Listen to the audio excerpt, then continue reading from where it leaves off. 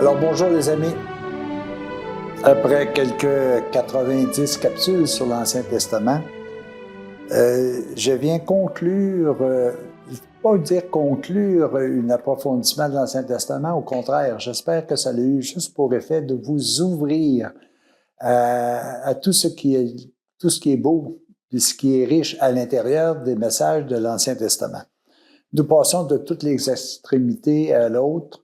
Nous vivons autant des moments de difficulté, des moments de souffrance, autant des moments d'espoir, d'espérance, avec une annonce d'un Messie qui va venir nous réorienter vers un bonheur beaucoup plus durable.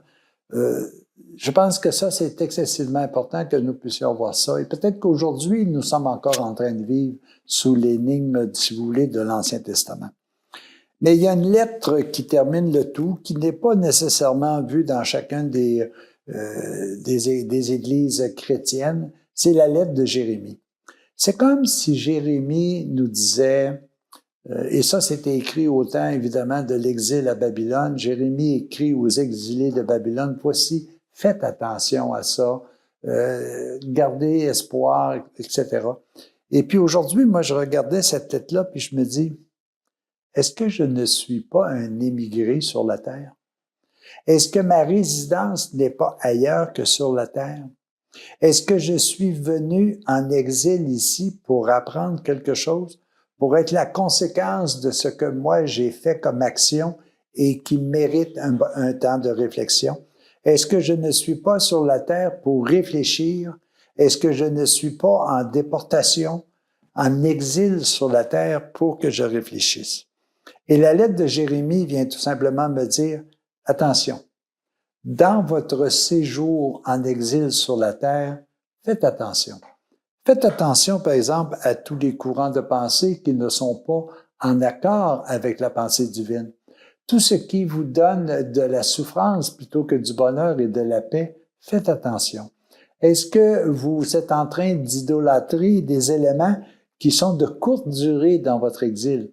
Est-ce que, par exemple, pendant la période de cet exil-là, vous n'avez pas donné de valeur outrancière, si vous voulez, à la puissance, à l'argent, à la consommation, alors que tout cela ne vous suivra pas lorsque vous quitterez cette zone C'est comme si je vous disais, par exemple, vous êtes en exil à Babylone, vous êtes en train de construire des choses à Babylone, mais un jour, vous sortirez d'exil.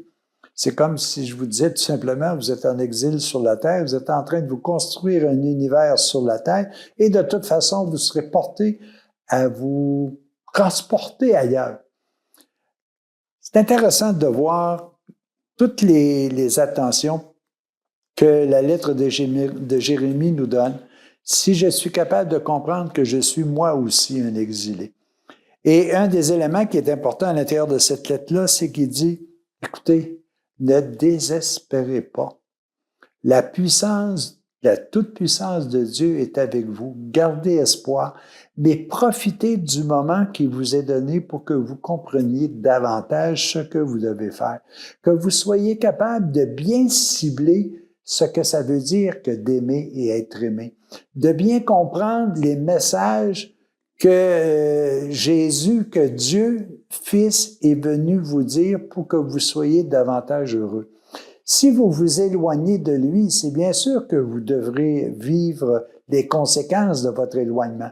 Mais si vous vous rapprochez de lui, si vous approfondissez sa parole, si davantage vous la mettez en pratique, je peux vous garantir une chose, vous serez de plus en plus heureux jour le jour.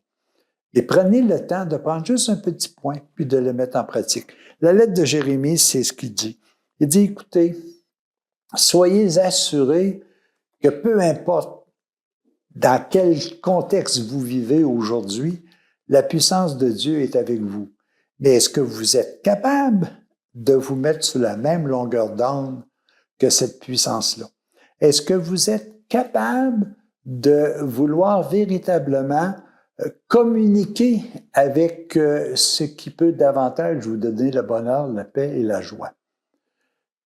Ça existe, cette lettre-là. C'est comme si je disais, c'est OK, aujourd'hui, on parle de la lettre de Jérémie qui date de plusieurs siècles avant Jésus-Christ, mais elle est tellement présente et qui nous dit, est-ce que vous êtes prêts à communier avec l'invisible qui, en quelque sorte, est à l'intérieur de vous, de votre âme, de votre esprit, et qui n'a un seul objectif, c'est de vous rendre heureux sur terre et pour l'éternité. Cette lettre, lisons-la de façon régulière. Elle nous est adressée parce que nous sommes en exil. Elle nous est aussi adressée parce que quelqu'un pense à nous constamment et veut que nous soyons éternellement heureux. Les amis, à la prochaine.